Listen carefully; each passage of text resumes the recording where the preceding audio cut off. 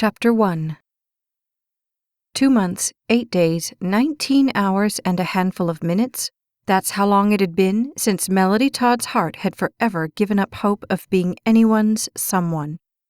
It wasn't that she wanted to give up hope, but she hadn't exactly had a choice. When Miss Perfection walks in the door, how could anyone else have any kind of chance? Annoyed with life in general, she flipped her long, coarse blonde hair over her shoulder as she bent next to the rack of shoelaces that had been dismantled piece by piece throughout the day. With an audible sigh, she picked up 3 plastic holders and replaced them on the rack. Midnight Madness sales were bad enough, but holding one on Leap Year Day somehow seemed unconscionable. True, if she was at home, she would only be studying, but even that seemed like a step up from Galaxy shoes on a sale day. The test in biology she had yet to study for crossed her mind as the last set of shoelaces found its home. As she stepped away from the rack, her gaze chanced to cross her watch. Once again, she sighed. 8 o'clock already, and not only had she not studied, like she'd promised herself she would, she hadn't even eaten since before noon. Why she agreed to work these ridiculous hours, she couldn't quite remember at the moment. It had something to do with making enough to afford tuition, because the scholarship she'd needed hadn't come through. Yeah, it was something like that, she thought as she straightened the rack of backpacks. "Melody," Nathan the night manager said in the whiny voice that raked across her brain like a jagged fingernail. "What?" she asked, drawing the syllable out into 2. "Look, I admire your forward thinking in getting this picked up, but not at the expense of letting a customer walk out the door." He pointed across 3 rows of shelves to an expanse of light green stretched across 2 nicely rounded shoulders. "Unless you want me to make this commission." Melody shot him a shut-up look and turned to stride down the aisle. "I've got it." With purposeful steps, she rounded her way into the aisle where the customer was, even as she made sure that Farron was safely up front ringing up another customer. Yes, she had this one all to herself. Now, if only she could make the sale. "May I help you?" It wasn't until he turned around that she realized he wasn't examining his own shoes, but those of the small boy at his feet. "We're fine," the man said quickly. "We're just looking." "Oh," Melody said, wishing she was better at high-pressure sales tactics. "I was just—" At that moment, her brain caught up with her gaze and throttled her to a head-jerking stop. "Blaine?" With a start, the young man, dressed in smart charcoal pants and a light green dress shirt set off with a green and blue necktie, stopped his assessment of the little boy's shoes and turned to her. "Melody?" High-pressured sales tactics flew right out of her head. "Hey," she said brightly, and without thinking, she reached over to give him a hug. "It's been a while." "Yeah, it has." He accepted the sideways hug with a smile. "What have you been up to?" "Oh, you know, selling shoes, or trying to." She shrugged and smiled at him as her thoughts turned to her own disheveled appearance. Coolly, her hand went up and flipped a shock of hair back over her shoulder. He glanced down to assess the child's progress. "I didn't know you worked here." "About 3 years now." Her brain snapped back into sales mode. "So, if there's anything I can help you with—" With a slightly embarrassed gaze, he glanced down again at the child standing at his feet. "We were just looking for a good deal on some school shoes." "School shoes," Melody said with a nod and a smile to the small brown-toned face staring up at her. She carefully bent down to the little boy. "You got anything special in mind?" The boy cowered into Blaine's pant leg. "We were thinking about these," Blaine said as he picked up the box. "But they're a little steep." Melody glanced at the box in his hand, trying not to notice the chocolate brown of his eyes. Yeah, those are good, all leather uppers. But if you just want some good basic tennis shoes, we've got these over here." She stood, looked over the selection to her right, reached out for one, and stopped. "What size does he wear?" Well, he was in a 4 last we checked, but—" "So we need to figure out a size, then we'll worry about a style." With the precision of 100,000 times of practice, she whipped the size plate off the top of the shelves. "Here we go." She bent back down and then decided even that was too uncomfortable, so she twisted her feet under her and sat down. Can you put your foot right here? The little boy stared at her skeptically. Putting a strong hand on his shoulder, Blaine led him around his leg. Come on, Dylan, it's okay. With just more than a little coaxing, Blaine got the boy's foot onto the apparatus. Quickly, Melody measured the small foot. I think a 4.5 would work. She turned back for the shoe shelves. 2 swipes, and she had 3 boxes in her hands. Let's start with these. As she bent to the floor, she swung her hair over her shoulder. So, Dylan, how's school? Fine, the little voice answered as Blaine helped him slide up on the bench seat. What grade are you in? First? Second, he answered softly. In no time, Melody had the shoe laced. Her hands worked to put a shoe on the little foot, even as her mind worked through a million questions that had nothing to do with school. One date and one... Well, she had never been real sure what that was, but it was definitely something you wouldn't have gone on if you had a wife and child at home. Furtively, she checked Blaine's ring finger, left hand. No ring, but then that didn't always mean anything. Second grade. Are you getting really smart in second grade? I know how to spell knuckle, the little boy offered. Oh yeah? How? She challenged. K-N-U-C-K-L-E, he said slowly as she worked a shoe onto his other foot. Wow, that's really good. I couldn't spell that until at least 3rd grade. She caught the smile he beamed up at Blaine and didn't miss the sweet, kind, brown eyes that beamed one right back. Carefully, she leaned back. These are 4.5s, but they might not have enough growing room in them. See what you think.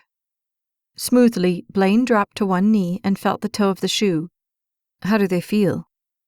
Good, the little boy answered with a hesitant nod. How about you walk around in them a little, Melody suggested.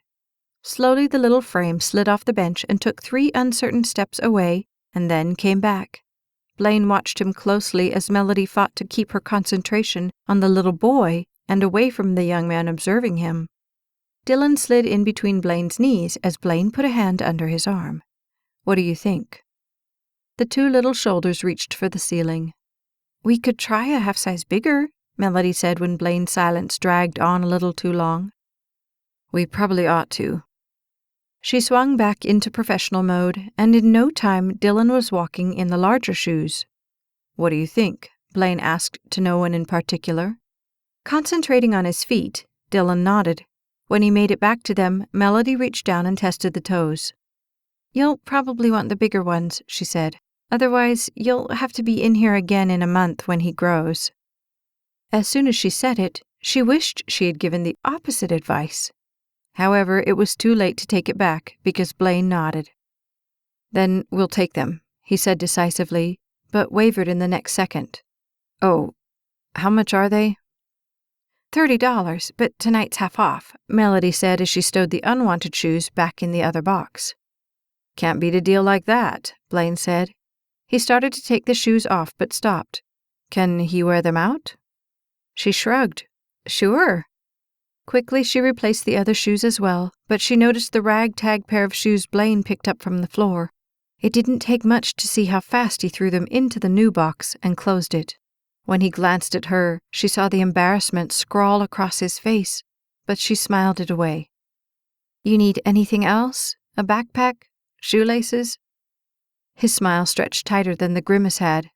Nope, I think this will get it. Nathan would probably give her a demerit for not getting them to buy something else, but at the moment she didn't care about anything other than the 2 people walking with her to the checkout. She wanted to say something to fill the silence between them, but she could think of nothing. She was glad to see that Farron was nowhere in sight. I saw Eve the other day, Blaine finally said as they reached the front.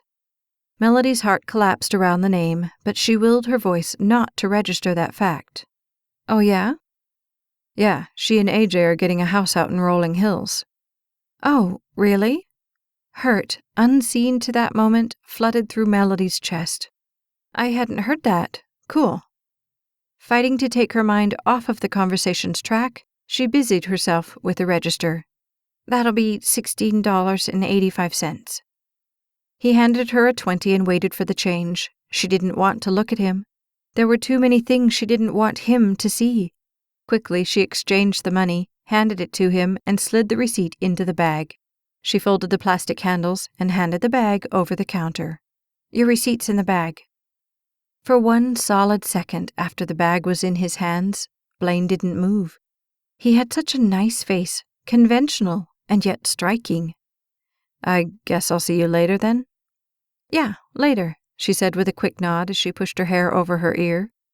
One more awkward pause, and Blaine reached down for Dylan's hand. "Well, bye." She mumbled something, presumably goodbye, but for all she could tell, it could have been, "How could you do this to me?" Granted, he hadn't really done anything more egregious than innocently end up on the semi-same date with her. But still, just the thought of his poor car, the stench of vomit and the sound of her moans filling it, threatened to make her sick all over again. That hadn't been her fault, of course. The name AJ streaked through her mind as the memory rewound a bit more, and she threw a box that had fallen on the floor under the counter a little harder than she really had to. AJ and Little Miss Perfection. Heat rose in her at the very thought of them. Now they were buying a house together. Thrilling. She was absolutely thrilled for them. She kicked another box under the counter. Of all the bad dates she had ever been on, and there had been many, that day at Astroworld had been the very worst. There had been a time when she had kept up with AJ, feet for feet, but apparently that time had passed.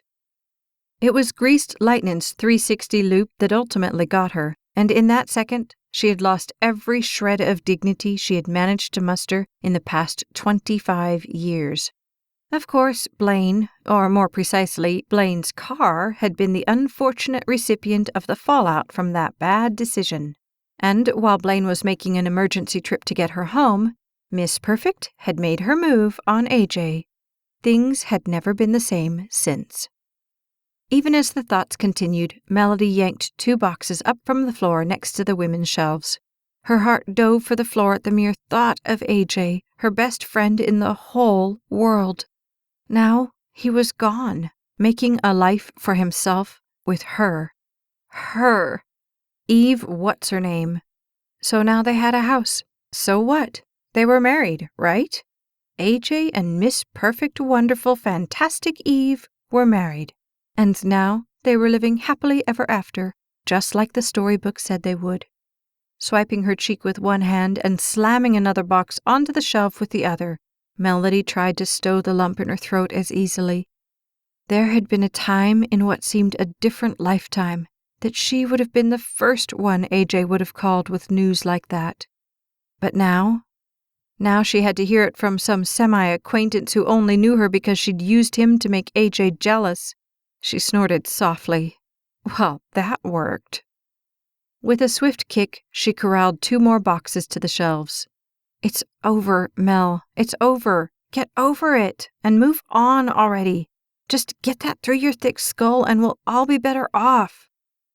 Unfortunately, her head wasn't the only part of her not getting the message. Blaine Donovan checked the plate glass window once more from the safety of the darkened parking lot. She was busy, working. She wasn't watching him. That was a good thing, he told himself, as he hustled Dylan into the beat-up green Toyota. At least that way she wouldn't notice his current mode of transportation. Not that it made any difference to him if she wondered, he reasoned as he yanked twice to get the door opened, and then jumped into the driver's side, grabbed his glasses off the dashboard, and prayed that Lillian would start just one more time. "Just get me out of here, baby," he pleaded as he pumped the accelerator before cranking the starter. If only she would get him safely into the middle of an intersection before she decided to die for good, at least he could handle that. Still pumping the gas, he prodded the little car out of the lot as his gaze found the rearview mirror, and he just had to smile with a sigh. Melody. She was still as nice as he remembered. Sweet and unassuming. Fun, even, as long as she wasn't throwing up in your best friend's car. A genuine laugh escaped at that thought, and he squeezed his eyes closed at the memory. It had cost almost $100 that he didn't have to get that car back to good enough so that Peyton hadn't noticed. Not that Peyton noticed much of anything when it came to stuff he owned, especially cars. Blaine had lost count of the number of cars Peyton had wrecked since their senior year in high school.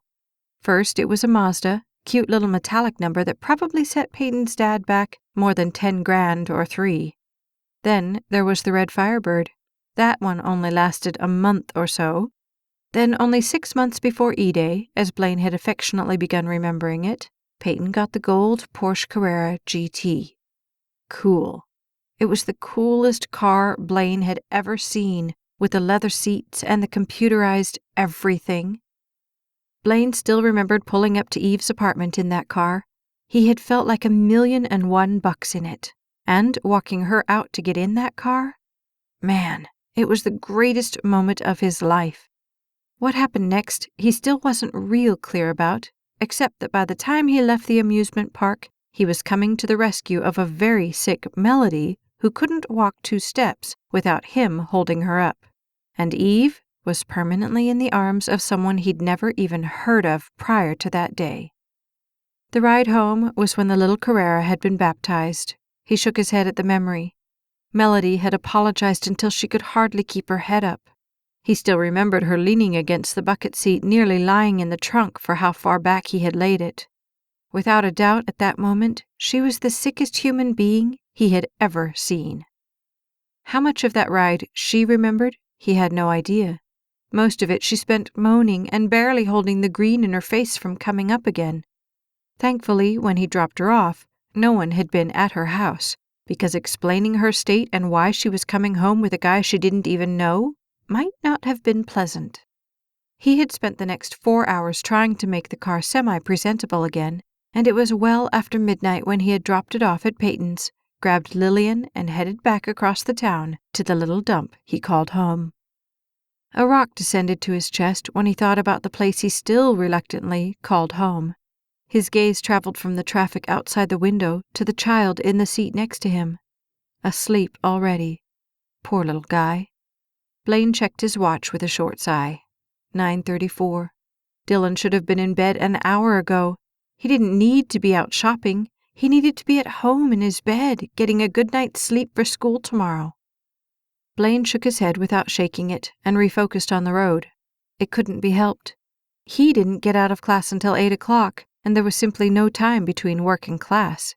He shoved his cramped schedule away from his consciousness. It was depressing, but only if he thought about it. Allowing whatever less depressing thought that wanted to take over in, he drifted back to Melody and the panic that had set in the night she had called him a few weeks later. Had it been him who had thrown up in her car, he would never have made that call. No way, no how. They should have given her a courage award for that one. It still surprised him that they had ended up with AJ, Eve, and the gang on that date, too. No matter how hard he tried, he couldn't quite get all of the pieces of that puzzle to line up in his head. Eve was as nice as she had always been to him, and the others were pleasant enough, although he really didn't know them well enough to know if that's how they always were, or if there was something else going on. It was only AJ who hadn't seemed all that happy about Blaine's presence. Okay, at the amusement park, Blaine could understand the animosity now. Eve had apologized about it the next Monday. But how long could a guy hold a grudge against an innocent bystander? Apparently with AJ, a long time. No, it was pretty clear that AJ Knight had a chip on his shoulder, and Blaine had dealt with enough chips in his time to know you can either knock them off or steer clear. He was sincerely glad that steering clear was the easiest fork in that road. As he turned into the little driveway, he prayed that the light blue flashes of light through the open front window meant his mother had already passed out on the couch. The blinding light of the refrigerator stung Melody's overtired eyes. Biology was going to kill her. She rummaged past the mayonnaise and milk and grabbed a yogurt from the back. What she really wanted was chips, but she had sworn on Monday that she was going to start sticking to her diet. Never on the slim side, her freshman 15 had turned into the sophomore 40. That fact wasn't lost on her consciousness. However, as she filled her glass with stale-tasting water, sympathy for her situation invaded her body, and she grabbed the chips anyway. She needed something to make it through this night, if not this whole crummy semester. First, there was biology that she hated. She had thought the principles of marketing class would be fun, until she figured out on the third class that all the teacher did was talk about guns and deer. And then there was math.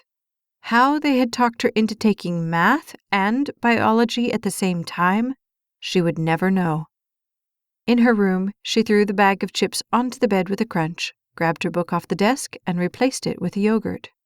With a flop, she fell onto the bed and reached for a chip. The 5 parts of the circulatory system are... He was missing something, Blaine thought, as he scanned back across the textbook page. His fingers rested on his head, his thumb holding up the edge of his glasses that he only wore for reading and close-up work. Drafting 202. He should have known this stuff forward and backward by now, and yet somehow this point was eluding him. It just couldn't be this hard. Slowly, word by word, he reread the section that he should have already had memorized. Still, what it said was exactly what he was doing, and it wasn't working. In frustration, he stood from the little table and strode over to the refrigerator. One hand slid down to keep his tie in place as he opened the door and scanned the contents. He pulled out a Coke, and then looked down at his attire and sighed. Nearly 3 o'clock in the morning, and he was still in the same clothes he'd put on at 7 the morning before. Somehow, some way, he was going to have to get a little sleep. He couldn't keep up with this schedule much longer. He popped the Coke open and took a sip. But what were his options? Cut down on work? They'd all starve. Not go to school? No, that wasn't an option he would even consider. He had worked too hard to this point. He wasn't going to back out now.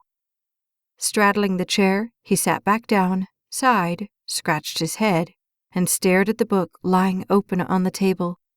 Only then did his gaze slide from the printed words up to the 4-color illustration at the top, and then to the one small angle in the corner. With a clank, the Coke can hit the table and he grabbed his pencil. "Oh, please, please, please let this work," he breathed, knowing if it didn't, he might very well show up for work in 5 hours in those exact same clothes. This has been For Real, Book 3, The Courage Series, written by Staci Stallings, narrated by Becky Dowdy. Copyright 2012 by Staci Stallings. Production copyright 2014 by Staci Stallings. Like and subscribe to the Staci Stallings YouTube channel so you never miss a second of the story.